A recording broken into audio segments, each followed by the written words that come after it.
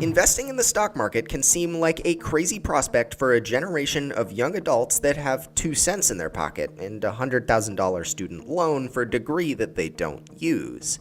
But when it's done right, you can take that 2 cents, turn it into 3 cents, and well, that's more than you had yesterday. And isn't that the goal? In all seriousness, the stock market is often perceived as a big scary abyss of money that eats unsuspecting investors alive and is the path to a magnitude of wealth for those that understand it. While those perceptions can be true, understanding the stock market and succeeding in making money with it is far easier than you might expect. In order to understand the stock market, first, we need to understand just what a stock is. A stock, otherwise known as a share, is a financial token or instrument that signifies ownership of a company in some proportion. Basically, if Amazon had 1,000 shares and you bought 1 share, you would own 1/1000th of Amazon. In reality, Amazon and companies alike have millions of shares, but that sums up the point. When you own a stock, that means that you own a portion of that company, and as the value of that company increases, so does your stock price. There are also common and preferred stocks, which refer to the voting rights of a shareholder. Common shares have voting rights, and preferred shares don't. When you have voting rights, you can vote on things like board elections, mergers, and other financial decisions. Preferred shares, however, are called that because they get preference when a company pays a dividend, which is basically a split of the profit of a company with the shareholder, and they also get preference in other financial situations. Stocks can get much more complicated than that, but these simple understandings will serve enough to the basic investor. The next thing you might be wondering is why exactly companies will sell stocks. And that answer is simple: to get money. Stocks allow a company to raise massive amounts of operating capital with essentially no extra effort or product. The modern stock market often bases the value of a company off its potential earnings down the line. This means that relatively small companies can earn millions, or even billions, if investors think that they can succeed in the future. So then, if a company wants to sell their shares, they need a place to do it. Enter the stock market. Companies list shares by selling them through an initial public offering, or IPO, on an exchange. This essentially changes the status of a company from a privately held business to a publicly traded one. IPOs can let company founders cash out their stake or just let the company raise money. Once a company's stocks are listed on an exchange, the public can trade them.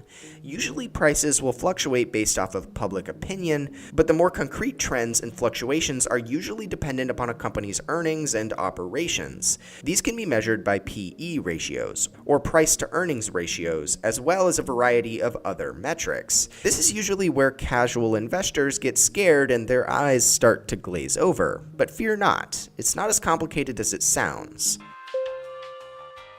Next, we need to understand how and why a share price fluctuates. The stock market is composed of millions of investors and individual traders who all feel different ways about a company.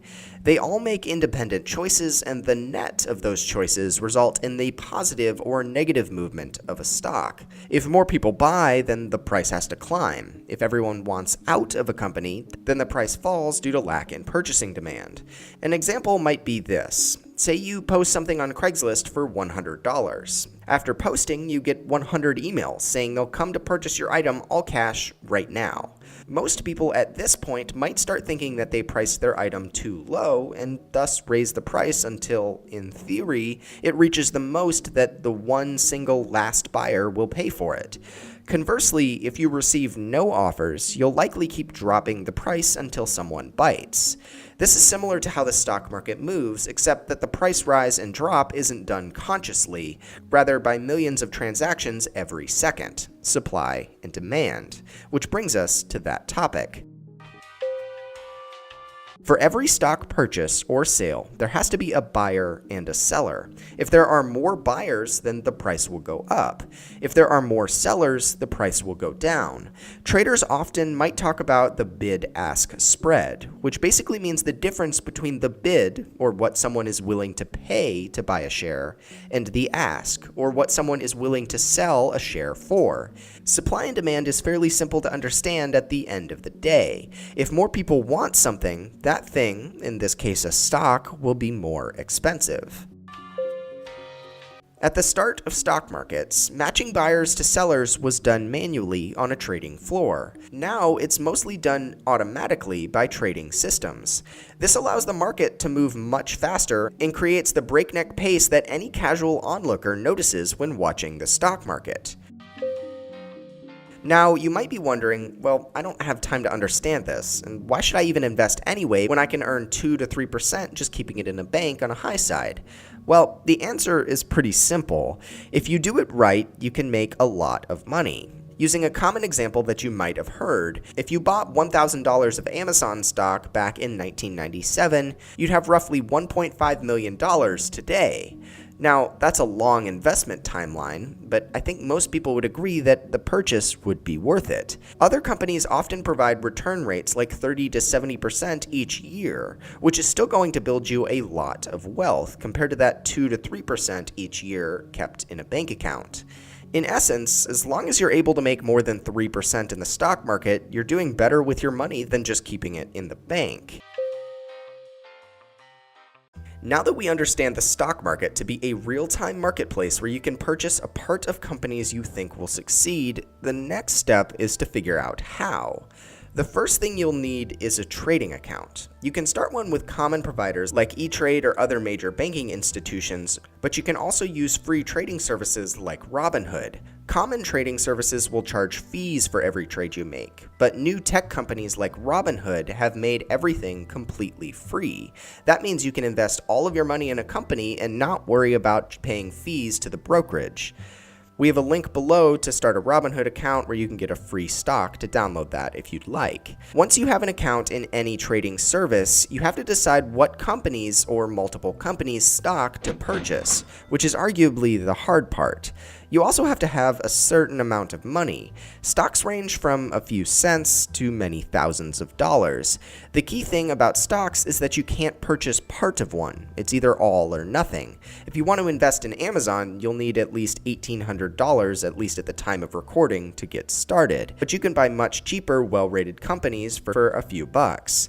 Before you make a purchase, you want to do extensive research to make sure you understand what a company does to make money, whether they're in good financial standings, and also see what experts think about a company and whether you should buy it. At the end of the day, you do have to assume some risk, so it's important you only invest money you're capable of surviving without, at least for a little while, or until a certain stock comes back up if it does fall on harsh times. In this video, we've covered the basics of the stock market, how it functions, and ways to get started with it. We didn't cover much of the technical analysis that goes into evaluating a company, much of the terminology around stock trading, or even ways to trade without actually having the money you're purchasing stocks with, called margin. And that's okay. For the beginning investor, the best way to learn the stock market and to get involved is to take a few bucks you're okay with losing and getting your hands dirty and invest wisely.